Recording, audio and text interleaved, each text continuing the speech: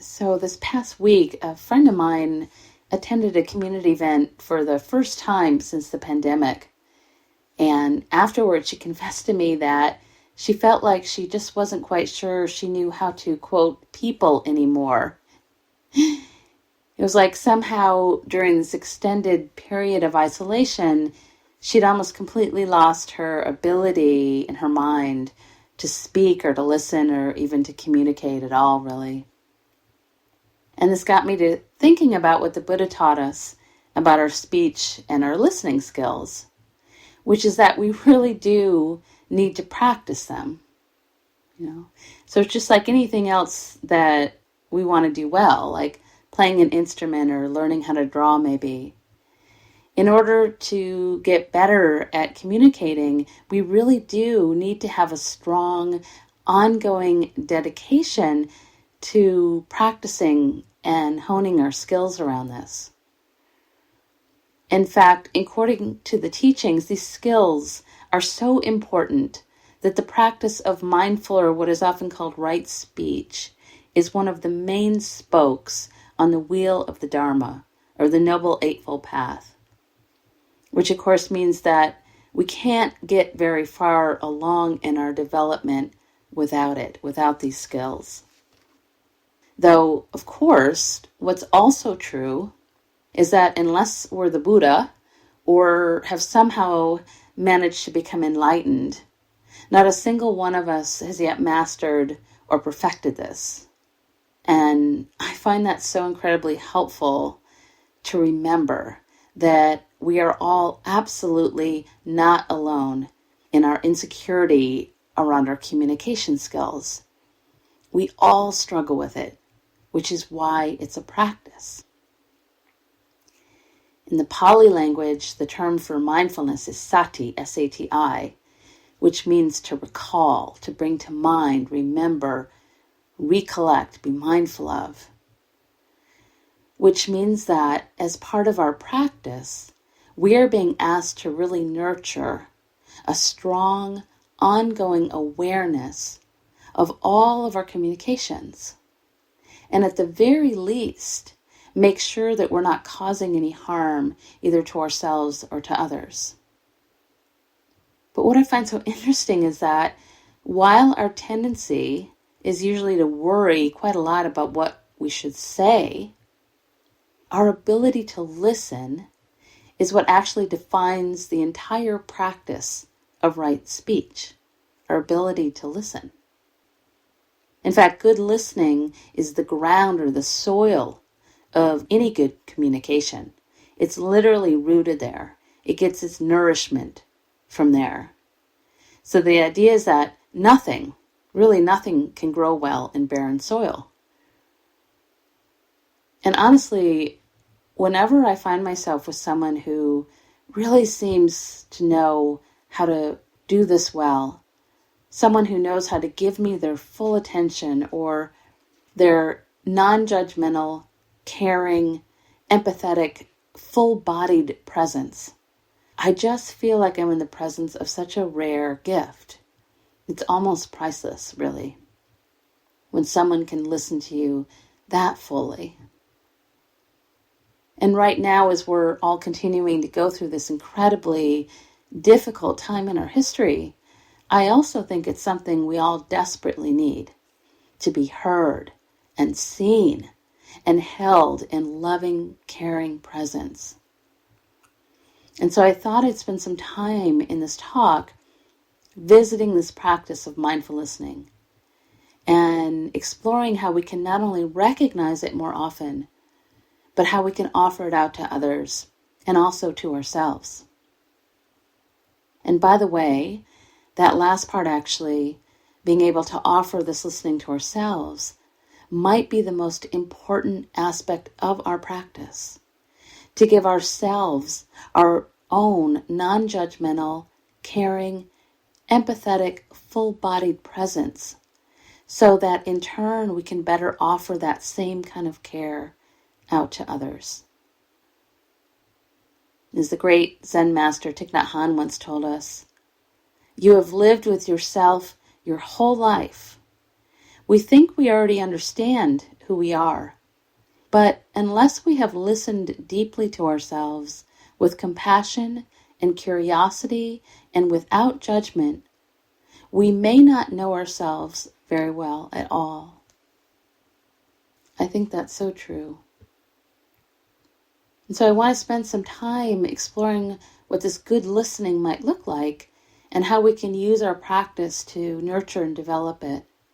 But before I do, I thought it might be really helpful to explore what it looks like when we aren't listening, so that we can become more aware of what's happening when we're not truly being there, either for ourselves or for those that we're communicating with. So as a practice, it can sometimes be so useful to make it a true effort to become more aware of when someone maybe isn't truly being there for us, when they're not listening well. Because when we can shed some light on this and really sense and remember how it feels when someone isn't offering us their full attention, it can motivate us to want to learn to become even better listeners, because we'll have more of an awareness of just how frustrating and painful and maybe even harmful this can be. A really easy and good way to begin to notice that someone maybe isn't listening to us is by becoming aware of their body language. For instance, maybe you've experienced talking to someone who's busy looking at their cell phone while you're trying to explain something that's maybe important to you. Or maybe you've found yourself talking to someone who keeps looking around the room instead of meeting your eyes. Or maybe you've experienced someone doing some sort of task or just maybe fiddling around with something while you're talking, which again means that they quite literally are not seeing you. Just last week, actually, as I was thinking about this topic, my husband and I were sitting on the couch after dinner. We had a pint of Ben & Jerry's that we were going to share. And because I was sharing and talking, I decided to hand Brent the ice cream first. And after several minutes of deeply digging into it in a kind of concentrated silence, he finally looked up at me and said, with all sincerity, this is actually a great way to get your spouse to listen to you for more than a minute or so. Except, of course, when I asked him to repeat what he just said, he said he, couldn't quite remember. Though, in all fairness, he's actually one of the best listeners that I know. In any case, along with the physical clues that can show us that people aren't listening to us, there are, as you might imagine, an endless number of verbal clues that can let us know that we just aren't being heard. And here, I thought I'd mention 5 of the main or more common ones that we might start becoming more aware of in our lives. And by the way, all of these verbal cues that I'm going to mention are often also called listening stoppers, because not only do they clue us into the fact that someone isn't listening, but they also have the tendency to make us want to shut down or maybe stop sharing altogether. As we go along, you might notice also that they all have a similar underlying theme, which I think will likely become more obvious as we go on. So the first verbal clue that's kind of easy to spot is when someone denies how we're feeling. So, for instance, maybe you've told someone that you're feeling sad or angry or hurt or anxious about something, and the person you're talking to tells you that you either don't or maybe shouldn't feel this way. And the verbal clue here might sound something like, no, stop. You shouldn't feel sad or worried, or there's no reason to feel angry or sad, etc. This is so problematic because whether or not there's any truth to the reason that you're feeling the way you do. The reality is that in the present moment, the feeling of anger, sadness, frustration, anxiety, whatever it is true because it's what's here, which means that it's real. And instead of being denied or pushed down or away, our emotions deserve to be heard and felt and acknowledged. And usually what's happening when someone denies our feelings is that they themselves are feeling uncomfortable about what is being expressed. And they want us to either put it away or to maybe feel some other emotion that's maybe easier for them to experience or to be with. Another classic way that people often show us that they aren't listening is when they sort of start interrogating us, either during or maybe after we've shared something. And you'll know that you're being interrogated in this way when the question or maybe the questions themselves are feeling a bit intrusive or maybe inappropriate, mostly because they've taken you away from whatever it was that you were actually trying to express in the moment. And when this happens, what can clue you into your sense of not being heard is a feeling of being shut down in some way and maybe frustrated about suddenly being asked to take care of the other person's needs. So, for instance, instead of being able to express what you were trying to say, you might find yourself spending time answering this person's questions or explaining yourself. And I need to confess that I actually became aware of how I was doing this exact thing this week myself to a dear friend.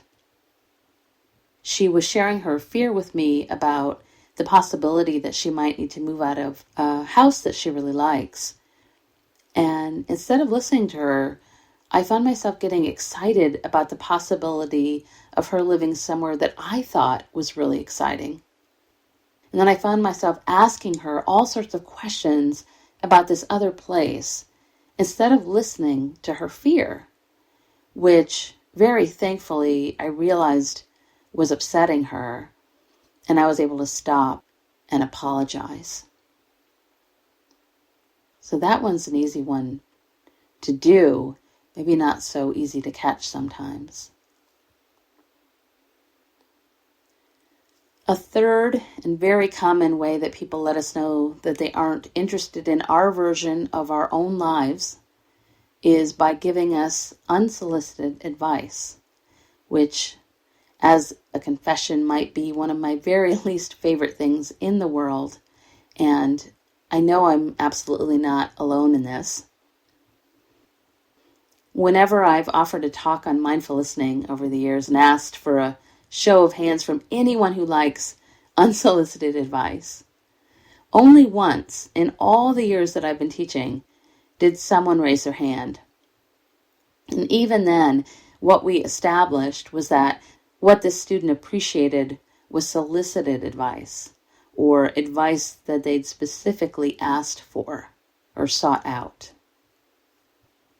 So, apparently, not a single one of us likes to receive volunteered advice. And yet, what's also true is that almost all of us tend to do this in some way or the other. The problem is, even though we may believe our intention is good when we're offering our advice, if the person in question isn't a child and our opinion has not been sought out, what we're essentially saying to someone is that clearly you don't know how to deal with your own life or your own personal life choices, but I have the answer for you.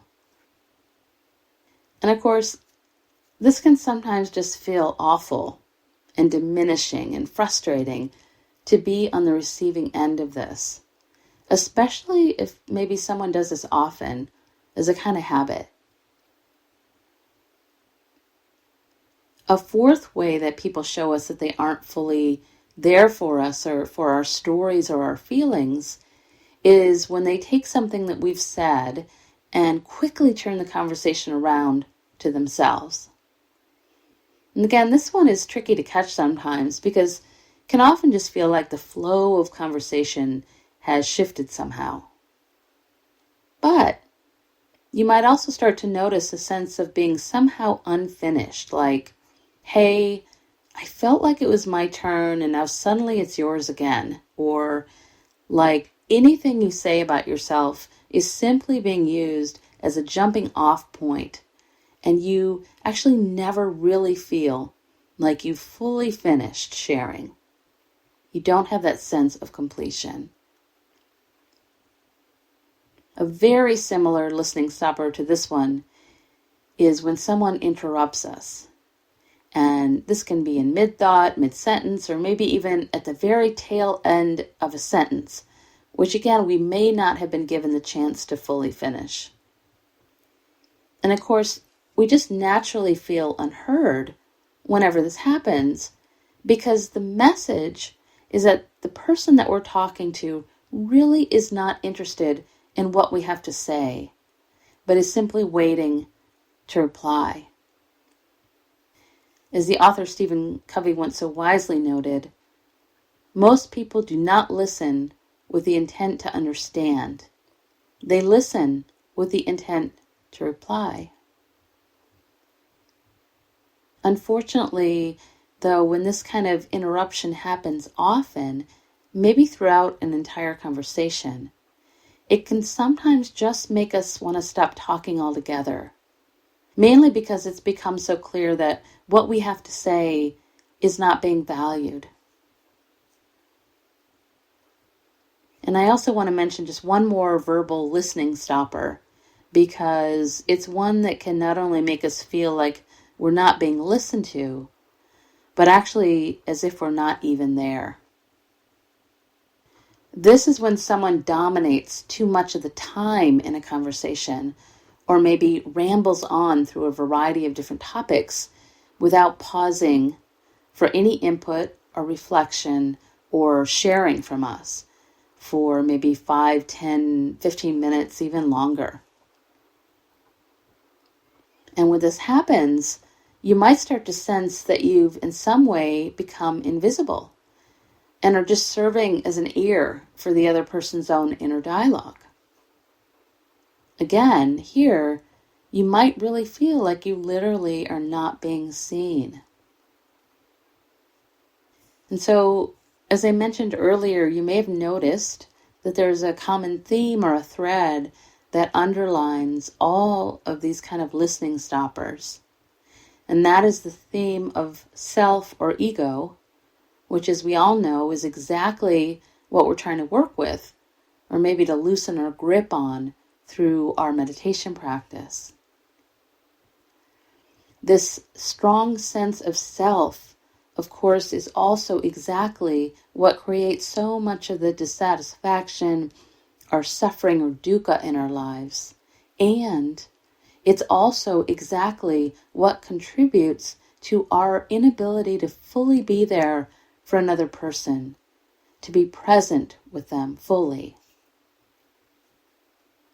And the difficulty is when we're not grounded in the present moment, and the narrative or the dialogue that's happening in our own minds is so loud or dominant, it tends to drown out all the other voices that are seeking to be heard.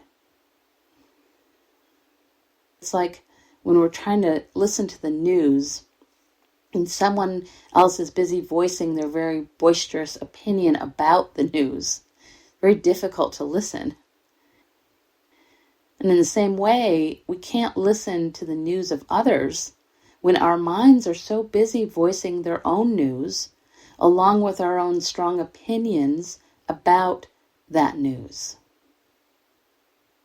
And what's complicated about this is that if we're honest, we might admit that we ourselves very frequently do not want to listen to our own boisterous opinions about everything either. So for instance, we might begin to notice that our thoughts can often be repetitive or anxious, or we can find ourselves reminiscing about all the things that went wrong, or fearing all the things that could go wrong, or maybe telling ourselves how wrong we are, or how wrong other people are, or how wrong certain situations are, and on and on. So, given this, our tendency is actually to want to distract ourselves from these thoughts and the emotions that come along with them by trying to drown them out. And of course, we can all do this in endless ways. And some of the common ways we might do this is to maybe notice that we're more often than not listening to the TV or the radio or to a podcast instead of just being there in the silence. Or maybe we're constantly distracting ourselves with social media so that we're not listening to our own minds. Or maybe we're distracting ourselves with other people and their needs or their lives and wondering how we might fix them or how they could be doing it better. Or maybe we find ourselves distracting ourselves with all the things that we consider obligations that actually might not be obligatory or even necessary at all. Right now, you might even take a moment just to consider, what are the most common ways that I tend to keep myself distracted? Or maybe, what things serve to keep me from being with myself or listening to myself?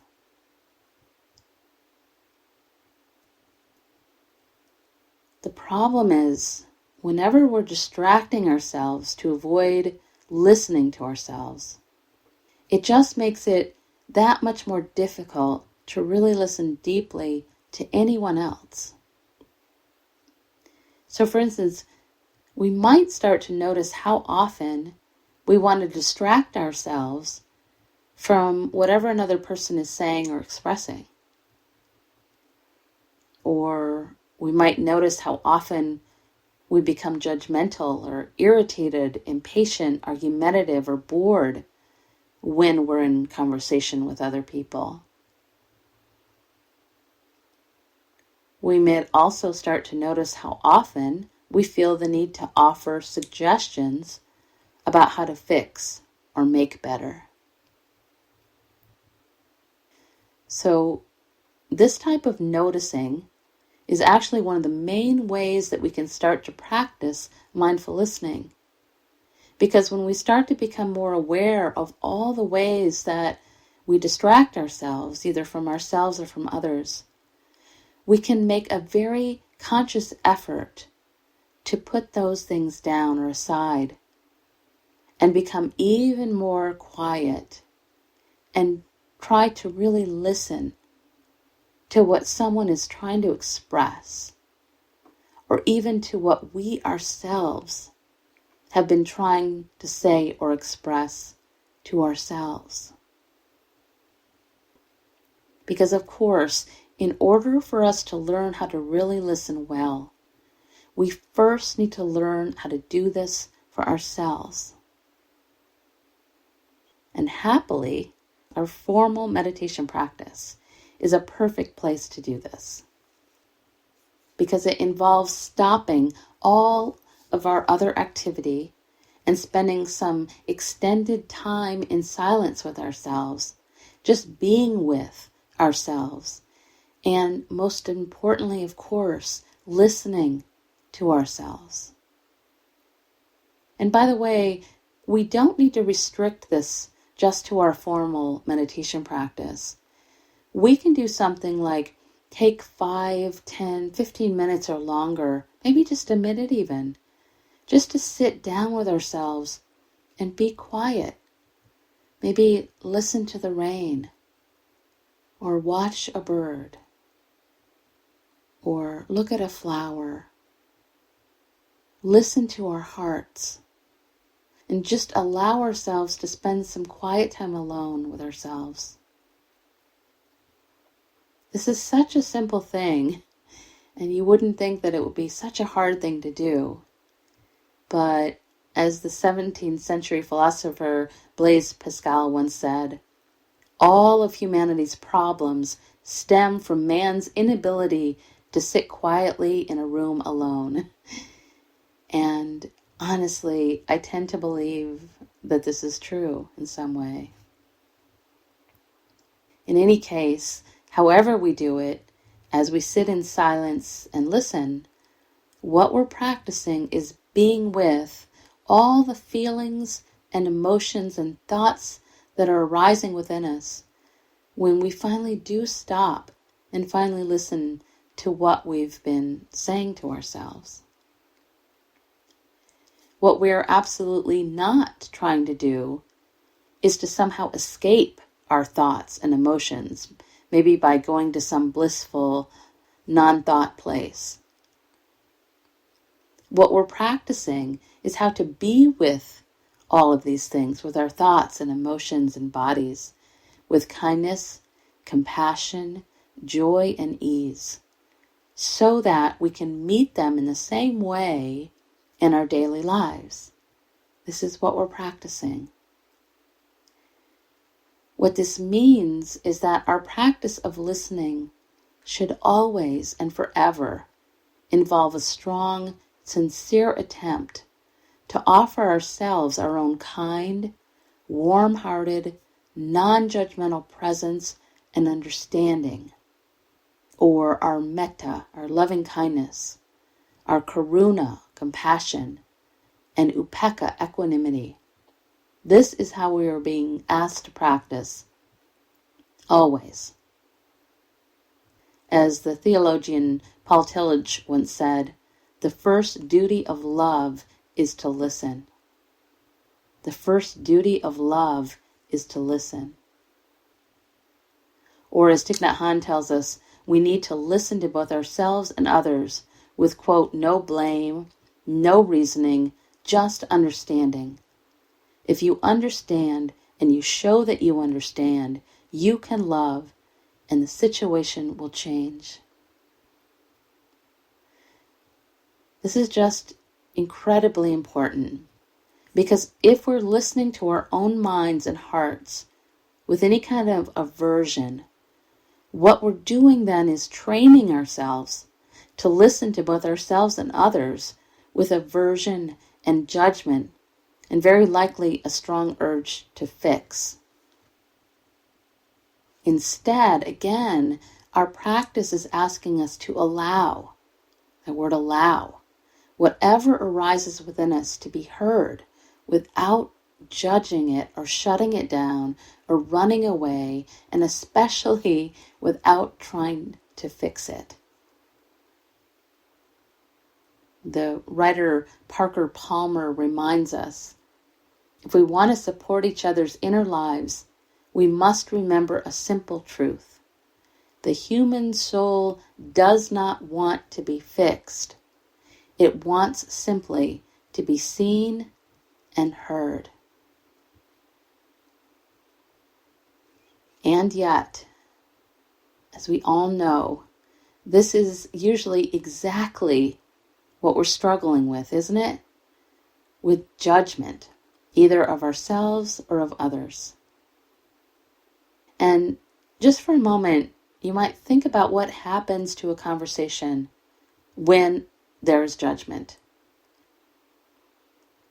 With judgment, there tends to be a sense of not being heard or seen or understood, which is, of course, what we all want. And so there's inevitably hurt, and then maybe a defensiveness, or maybe even a complete shutting down when there's judgment. In the extreme, this might even lead to a shutting down or a cutting off of a relationship, because honestly, none of us wants to be judged, especially over and over and over, because it's just so painful. And yet, again, if we're honest, isn't this the way we so often relate to ourselves? The truth is that we all tend to be so hard on ourselves.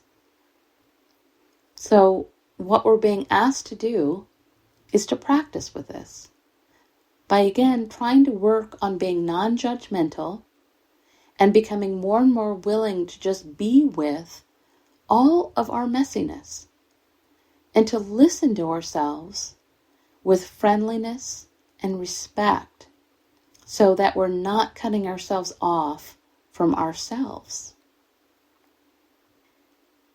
And of course, the more we practice being with ourselves in this way, the more we gradually learn to do this with other people in our lives as well. And by the way, the practice of metta or loving kindness does not at all mean that we need to love something, okay? So we don't need to love our difficult feelings or our thoughts or even that person that we're disagreeing with. Metta, unconditional friendliness, means that we meet and welcome the thoughts, feelings, and even that difficult person with our respect. Again, with a kind of unconditional friendliness and a willingness to respectfully open our minds and listen, even if, and maybe especially if, we feel somehow hurt or angry. With mindful listening then, we are not being asked to agree. We're simply being asked, again, to listen, to receive, and to make an effort to understand with kindness, and even to open up to another possibility, to another person's reality. The author and researcher Brené Brown tells us this.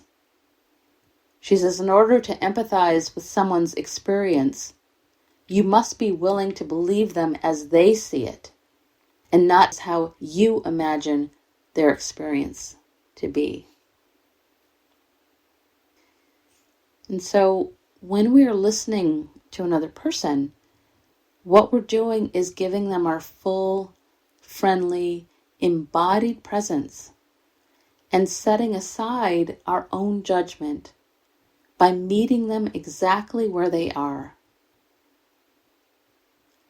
The spiritual teacher Eckhart Tolle writes about this listening this way. He says, when listening to another person, don't just listen with your mind. Listen with your whole body. Feel the energy field of your inner body as you listen. That takes attention away from thinking and creates a still space that enables you to truly listen without the mind interfering. You are giving the other person space to be. It is the most precious gift you can give. And again, in order for us to listen this way with our whole bodies, it's so helpful to explore this during our formal meditation practice. So we do this so that when we're in conversation with someone, for instance, we might use our mindfulness or our sati to remember over and over, to consciously feel our feet on the earth and our sit bones, and to really ground ourselves in the present moment, in our bodies, embodied.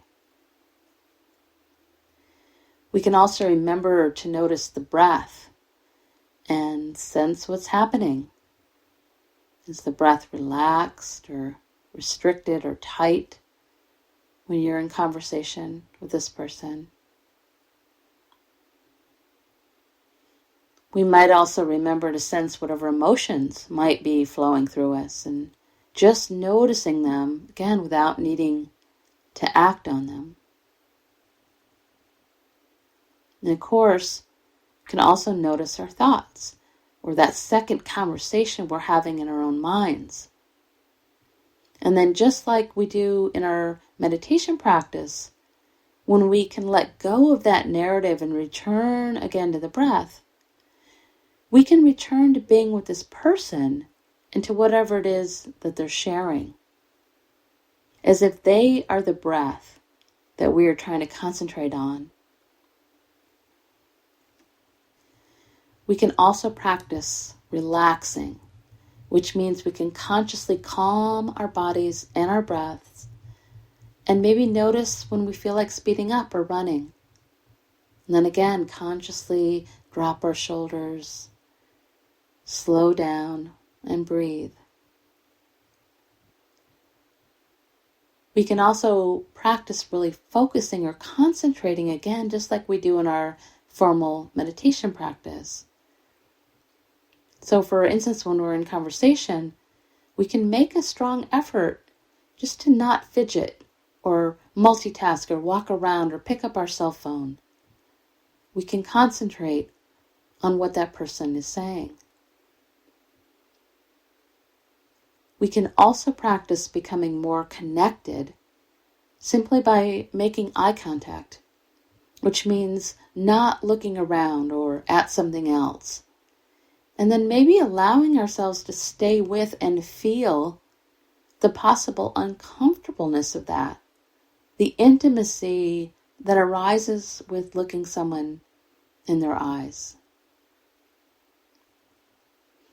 Finally, we can also make a very conscious effort to give the conversation some spaciousness.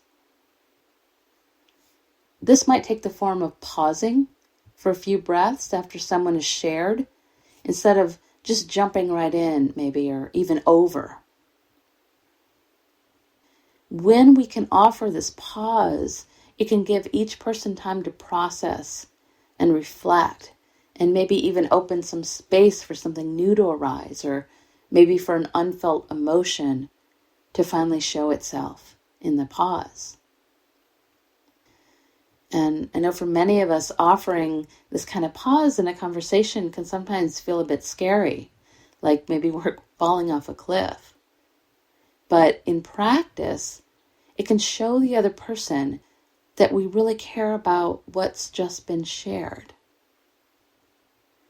As the late teacher Ram Dass once said so beautifully, for someone deeply trapped in a prison of thought, how good it can feel to meet a mind that hears, a heart that reassures.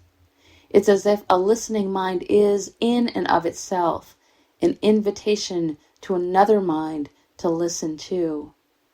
How much it can mean when we accept the invitation and hear the world anew. So finally, as it seems we've come to the end of our time, I wanted to offer a short meditation on the practice of listening, a short reflection. So if it's available to you and you're ready, I'd like to invite you to somehow start to settle. You might, if you're sitting down, start to settle into your chair. Maybe close the eyes. If you're walking or driving the car, you might make an intention to just become more embodied, feeling the bottom of your feet. Maybe if you're walking, feeling the act of walking. Just becoming more embodied.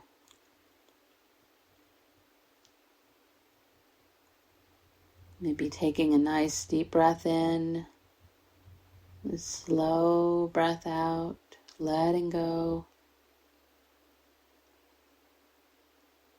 Maybe a couple of rounds of these on your own.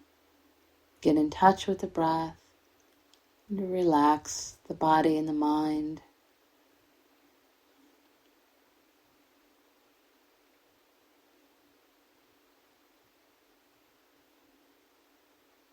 You might even add a slight smile to the corner of the eyes and the lips, not as a way of covering anything over, but again as a way of bringing a sense of kindness to whatever's here in the mind, body, heart.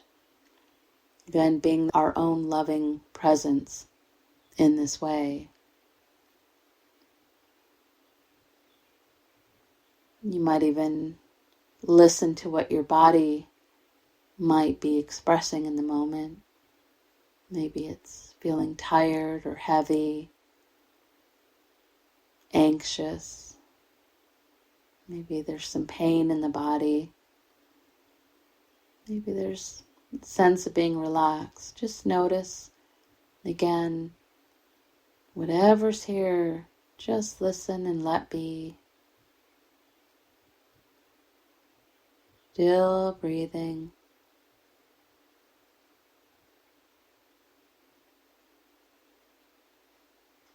You might take a moment to consciously relax or soften some of the tighter parts of the body. You might start with the whole area of the face. Imagine the skin around the whole head and face softening. Forehead smooth. Eyes soft. Cheeks. Jaw. Still breathing.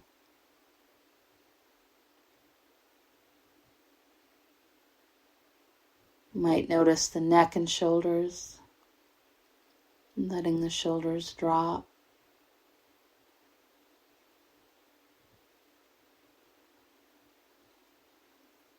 You might notice the tummy. See if you can soften here a bit as well.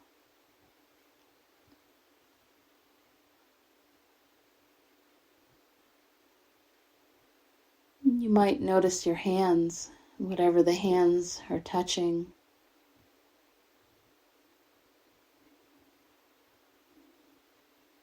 Just noticing, allowing the center of the palms to soften and open.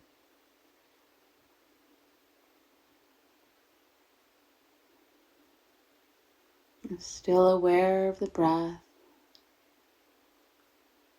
softening even more with each exhale.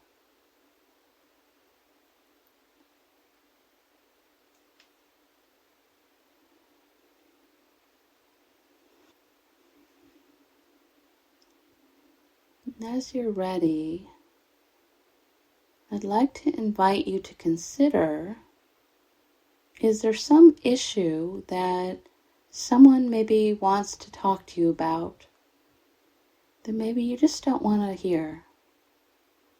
Some issue someone wants to talk to you about that maybe you just don't want to hear.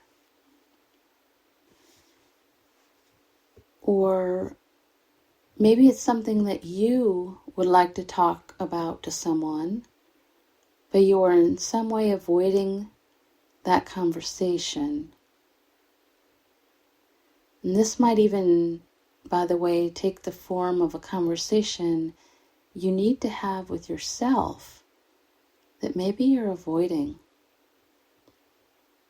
You don't want to listen to yourself in some way. So just consider one of those things.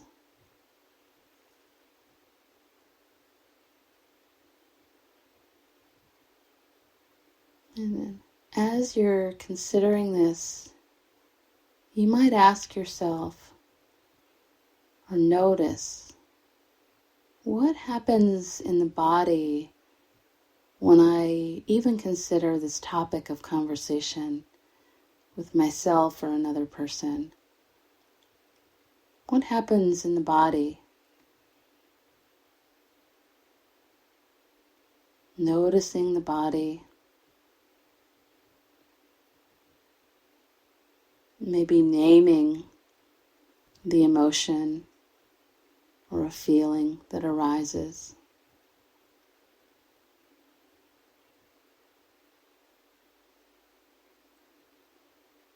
Maybe noticing the breath. Noticing what happens in the tummy or the heart.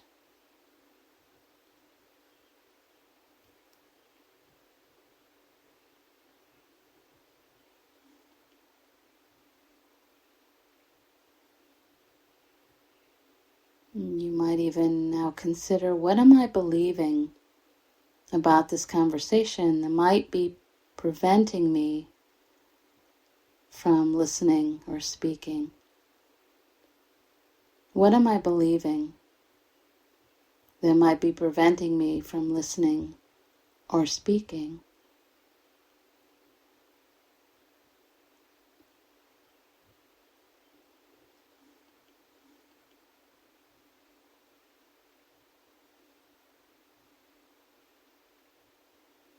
Then you might consider, what happens if I say something like, maybe so, maybe not, to my beliefs? What happens if I say something like, maybe so, maybe not, to my beliefs?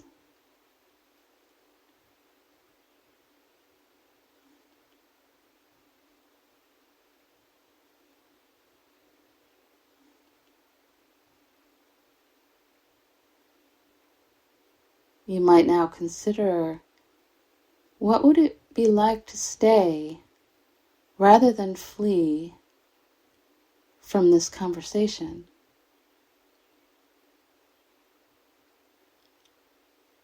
What would it be like to stay rather than flee from this conversation?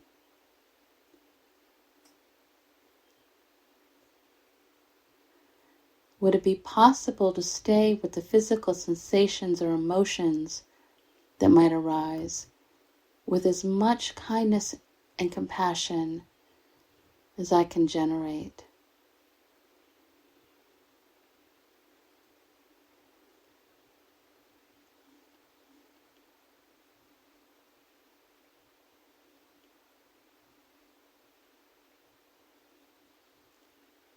You might ask yourself, would it be possible to be with myself through this conversation, as well as the other person, with as much kindness and patience as possible, no matter what thoughts or emotions might arise?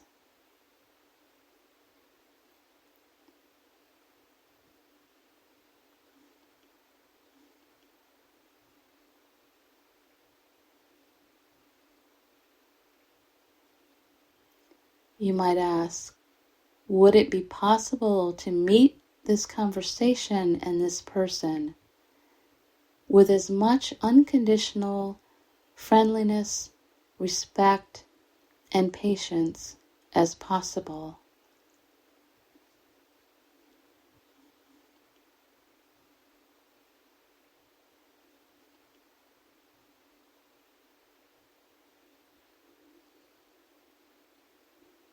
Now you might even consider, what might the outcome of this conversation look like if the seed of intention was to connect, to create a kind of mutual understanding, even with myself? What happens in the heart when you consider the possibility of this kind of opening to connection, the possibility of a new understanding?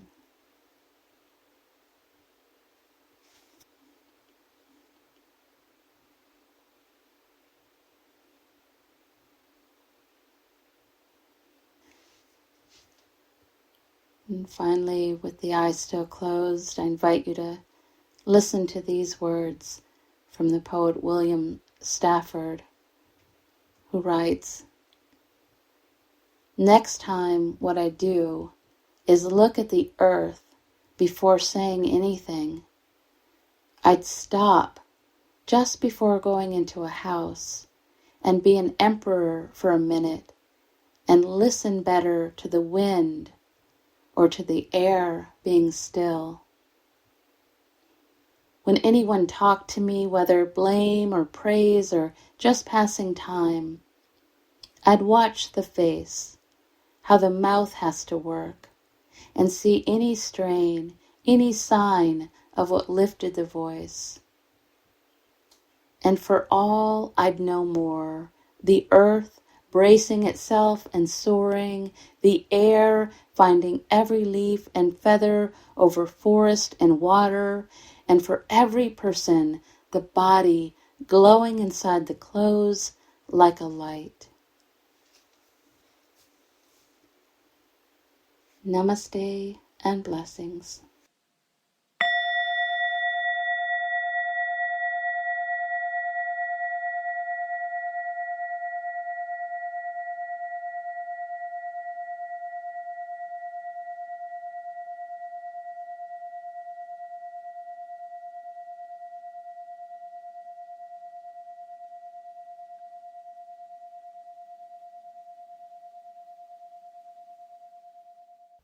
I hope you enjoyed this talk. These talks are always offered freely so that no one is ever denied access to these teachings, and your support really makes a difference. Dana is an ancient Pali word meaning spontaneous generosity of heart. If you feel inspired to offer dana, you can do so by visiting my website at www.mindfulvalley.com. Thank you so much.